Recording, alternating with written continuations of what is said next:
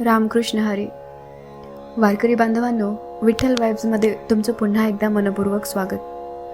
आज आपण संत ज्ञानेश्वर महाराजांच्या जीवनातील सर्वात प्रसिद्ध आणि इतिहासात अजरामर झालेल्या प्रसंगाकडे वाटचाल करणार आहोत.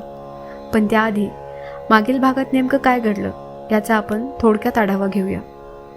मागील भागात आपण ऐकलं की संत निवृत्तीनाथ, संत ज्ञानेश्वर, संत सोपानदेव आणि संत मुक्ताबाई समाजात पुन्हा स्थान मिळावं या आशेने पैठण नगरीत पोहोचले. त्या काळी पैठण ही केवळ एक नगरी नव्हती, ती धर्मशास्त्र, वेद, न्याय आणि विद्वत्तेचं सर्वोच्च केंद्र मानली जात होती. येथे घेतलेला निर्णय संपूर्ण समाजासाठी अंतिम मानला जात असे. चारही भावंडांनी अत्यंत नम्रपणे धर्मसभेसमोर आपली बाजू मांडली. त्यांनी सांगितले की त्यांच्या वडिलांनी श्रीपाद स्वामींच्या आज्ञेने गृहस्थाश्रम स्वीकारला होता आणि त्यात त्यांचा कोणताही दोष नव्हता. त्यांनी कोणावर अन्याय केला नव्हता. त्यांची एकच इच्छा होती, समाजाने त्यांना समान माणूस म्हणून स्वीकारावं. मात्र त्या काळातील कठोर रूढी आणि धर्माच्या संकुचित अर्थामुळे काही विद्वानांनी त्यांची विनंती नाकारली. त्यांच्या जन्मावर प्रश्न उपस्थित करण्यात आले, त्यांचा अपमान करण्यात आला. पण एवढं सगळं होऊनही संत ज्ञानेश्वर महाराजांच्या चेहऱ्यावर राग नव्हता, कटुता नव्हती. होती ती फक्त नम्रता आणि करुणा. ते शांतपणे म्हणाले, प्रत्येक सजीवामध्ये एकच परमात्मा वास करतो. आत्म्याला जात नसते, जन्म नसतो आणि भेदभावही नसतो.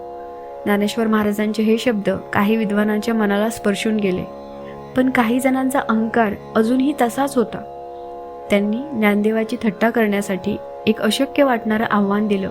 धर्मसभेसमोर उभ्या असलेल्या एका रेड्याकडे बोट दाखवत ते म्हणाले, जर तुझं म्हणणं खरं असेल आणि प्रत्येक जीवामध्ये तोच परमेश्वर असेल तर या रेड्याच्या मुखातून वेद वदवून दाखव.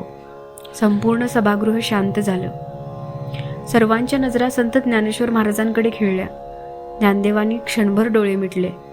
आपले गुरु संत निवृत्तीनाथ यांचे स्मरण केलं आणि कोणताही राग न बाळगता अत्यंत शांतपणे त्या रेड्याकडे चालू लागले.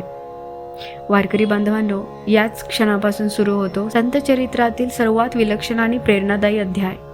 खरंच रेड्याच्या मुखातून वेद वदले का? या प्रसंगामागचा आध्यात्मिक अर्थ काय आहे आणि या एका घटनेने संपूर्ण पैठणचं मत कसं बदललं? चला तर मग सुरू करूया. रामकृष्ण हरी. धर्मसभेत क्षणभरासाठी पूर्ण शांतता पसरली होती. काही क्षणापूर्वीचे उपहासाचे हसू ऐकू येत होते. आता मात्र प्रत्येकाची नजर एका बालसंताकडे लागली होती. समोर उभे होते संत ज्ञानेश्वर महाराज. अवघं 16 वर्षाचं वय, साधी वस्त्र, चेहऱ्यावर तेज आणि डोळ्यात अपरंपार करुणा. त्यांच्यासमोर उभा होता एक बलदंड रेडा. धर्मसभेतील एका पंडिताने उपहासाने म्हटलं होतं, जर तुझं म्हणणं खरं असेल तर या रेड्याच्या मुखातून वेद वदवून दाखव. सभेत काही लोक हसू लागले. काहींनी या आव्हानाला अशक्य मानलं तर काही जण उत्सुकतेने पुढे सरकले. परंतु ज्ञानेश्वर महाराजांच्या चेहऱ्यावर ना राग होता ना अपमानाची भावना.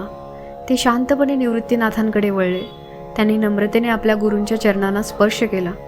निवृत्तीनाथांनी त्यांच्या मस्तकावर हात ठेवत फक्त एवढंच म्हटलं, ज्ञाना, अहंकाराला उत्तर रागाने देऊ नकोस, सत्य स्वतःच बोलतं. हे शब्द ऐकून ज्ञानेश्वरांनी डोळे मिटले. त्यांच्या ओठांवर विठ्ठलाचं नाम आलं. रामकृष्ण हरी. ज्ञानेश्वर महाराज त्या रेड्याकडे चालू लागले. सभेत उपस्थित असलेले सर्वजण स्तब्ध झाले. रेड्याच्या डोळ्यात पाहत त्यांनी अत्यंत प्रेमाने त्याच्या कपाळावर हात ठेवला. तो स्पर्श कोणत्याही शक्तीचं प्रदर्शन नव्हतं, तो होता प्रेमाचा स्पर्श. ज्ञानेश्वर हळू आवाजात म्हणाले, तुझ्यामध्येही तोच परमात्मा आहे जो माझ्यामध्ये आहे. रेडा शांत झाला. सभेत एक विचित्र शांतता पसरली.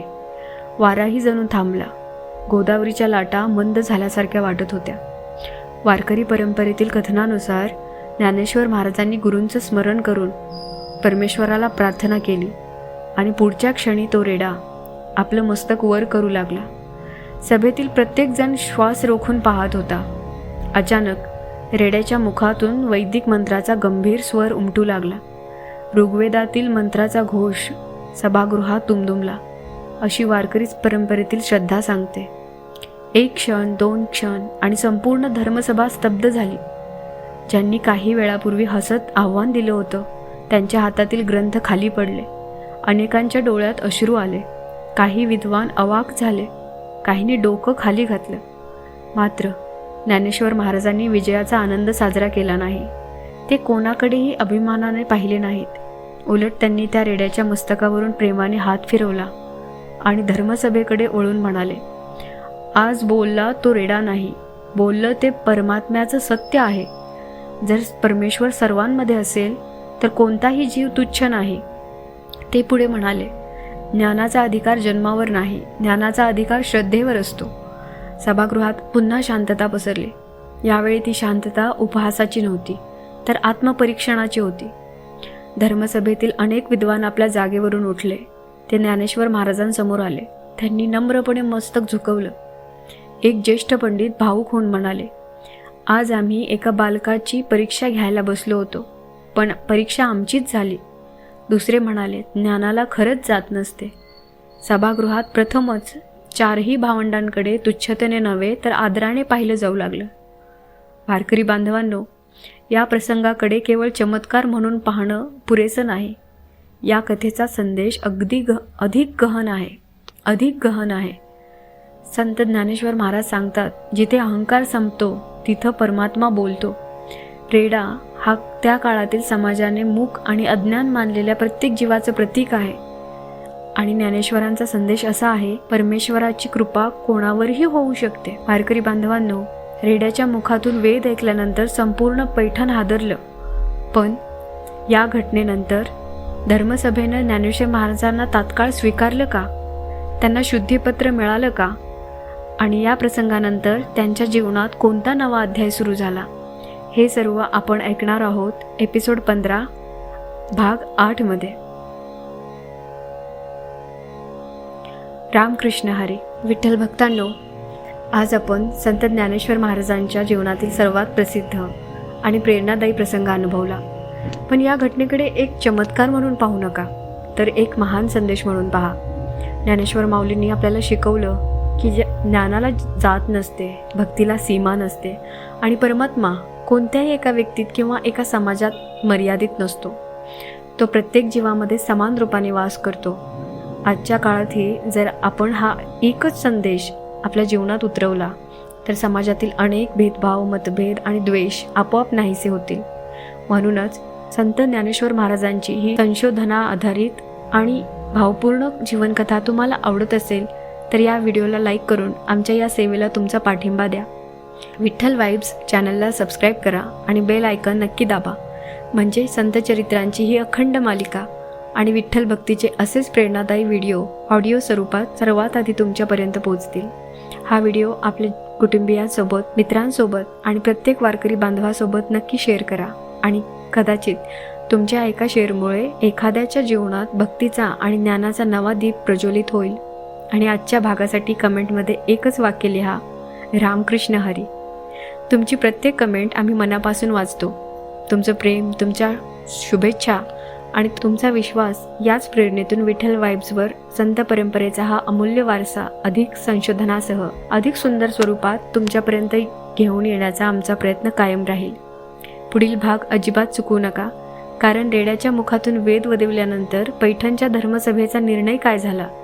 समाजाने संत ज्ञानेश्वर महाराजांना स्वीकारलं का? आणि त्यांच्या जीवनाला कोणतं नवं वळण मिळालं? हे सर्व आपण एपिसोड 15 भाग 8 मध्ये जाणून घेणार आहोत. तोपर्यंत तुम्ही तुमची आणि तुमच्या घरच्यांची काळजी घ्या. मी मीनाक्षी निरोप घेते. रामकृष्ण हरी.